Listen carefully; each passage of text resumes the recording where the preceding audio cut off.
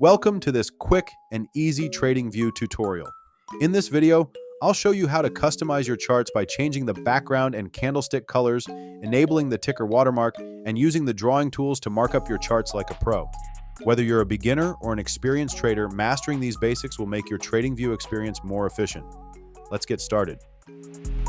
To change the chart background, click on the settings icon located in the top right corner. In the Settings menu, navigate to the Canvas tab on the left-hand side. At the top of this section, you can customize the chart background by selecting a preferred color.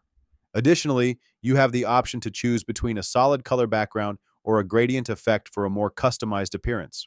To change the candlestick colors, navigate to the Symbol tab on the left-hand side within the Settings menu.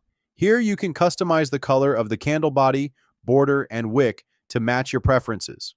With these adjustments, you can personalize both the chart background and candlestick colors for a tailored trading experience. To add a watermark to your charts, click on the settings icon and navigate to the Canvas tab. Here, you can toggle the watermark on or off, as well as customize its color and opacity settings to suit your preferences. Adjusting the opacity can help ensure the watermark remains visible without obstructing important chart details. Having a watermark is especially useful when monitoring multiple time frames, as it allows you to quickly identify the chart's time frame at a glance, reducing the risk of making decisions based on the wrong chart view. To draw trend lines on your chart, navigate to the drawing tools located in the left-hand toolbar. From the available options, select Trend Line or use the Alt-T hotkey for a quicker workflow. Next, click on your desired starting point on the chart, then drag the mouse to extend the line to your preferred endpoint. Once positioned correctly, click again to finalize the placement. To draw boxes on your chart to highlight key areas of value, navigate to the drawing tools located in the left-hand toolbar.